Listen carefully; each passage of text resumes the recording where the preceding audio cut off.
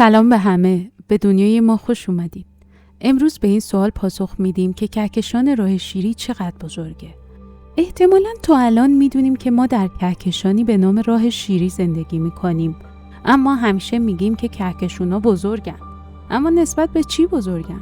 معمولاً وقتی درباره چیزی بزرگ تو این سیاره صحبت میکنیم، چیزایی مثل ماشین‌ها، هواپیماها، کوه‌ها یا تلفن‌های همراهی که نمیتونن تو دست جا بگیرن، به خاطر بزرگی صفحه نمایششون به ذهن ما متبادر میشن.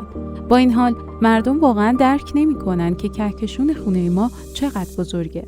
پس ابتدا با محل سیاره خودمون شروع میکنیم. سیاره زمین، منظومه شمسی و خورشید و بقیه چیزایی که باهاش آشناییم در مرکز کهکشان قرار ندارن.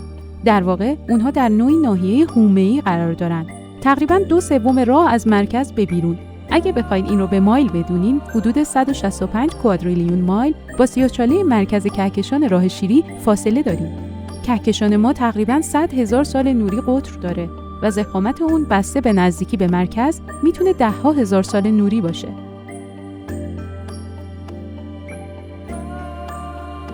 کهکشان ما همچنین بخشی از یک گروه بزرگتر به نام گروه محلیه. برخی از این کهکشان‌ها در گروه محلی به کهکشان ما شباهت دارن. نزدیکترین همسایه بزرگ ما کهکشان آندرومدا نام داره. این کهکشان به دلیل شکل مارپیچیش شبیه کهکشان ماه، اما بزرگتره و حدود 250,000 سال نوری قطب داره.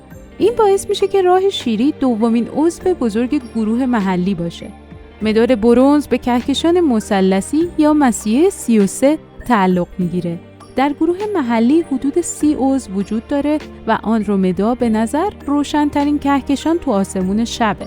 دلیل اون اندازه بزرگش و نزدیکی نسبیش به زمینه که حدود 2.5 میلیون سال نوری فاصله داره.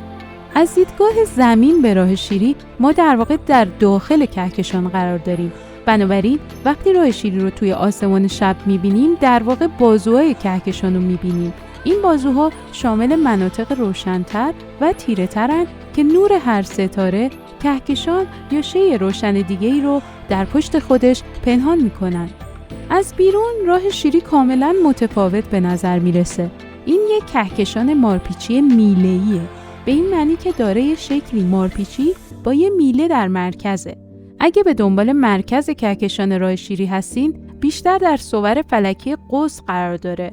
ستاره شناسان یک منبع رادیویی عظیم با استفاده از تلسکوپ‌های بسیار قدرتمند کشف کردند که این یه سیاه‌چاله فوق‌العاده عظیمه، اما در مقایسه با سیاه‌چاله‌های دیگه جهان این سیاه‌چاله بسیار آرامه.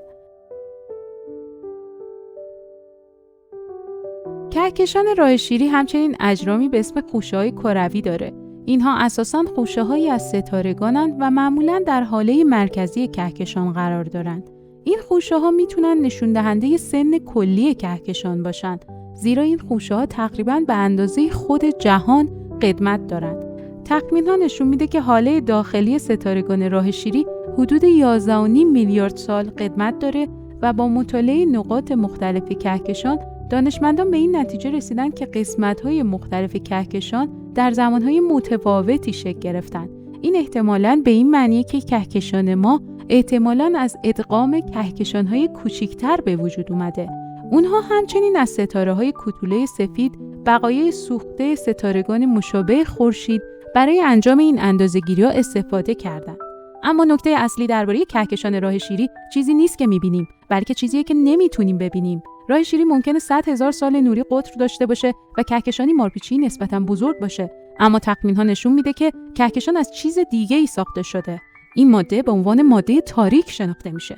ماده تاریک رو تنها به صورت غیر مستقیم میشه مشاهده کرد. این ماده به نظر بسیار گریزان میاد، اما ما مطمئنیم که وجود داره، چرا که میتونیم اونو از طریق اثرات گرانشیش تشخیص بدیم. این به این معنی است که ناسا تخمین میزنه که جرم کهکشان ما حدود 10 برابر بیشتر از چیزیه که در واقع میتونیم ببینیم. ماده تاریک بیشتر جرم کهکشان ما رو تشکیل میده. بنابراین باعث میشه که بسیار بزرگتر از اونچه که با چشمای خودمون میبینیم باشه. امیدوارم این توضیحات درک بهتری از بزرگی کهکشان راه شیری به شما داده باشه. مثل همیشه اگه از ویدیو لذت بردین، دکمه لایک رو فشار بدید. اگه میخواید در مورد موضوعات بیشتری بدونید، مطمئن بشین که دکمه اشتراک رو فشار داده و زنگوله اعلان‌ها رو روشن کنید تا به روزرسانی‌ها رو دریافت کنید. تشکر از شما که این ویدیو رو تماشا کردید امیدوارم به زودی شما رو توی یه ویدیو دیگه ببینم.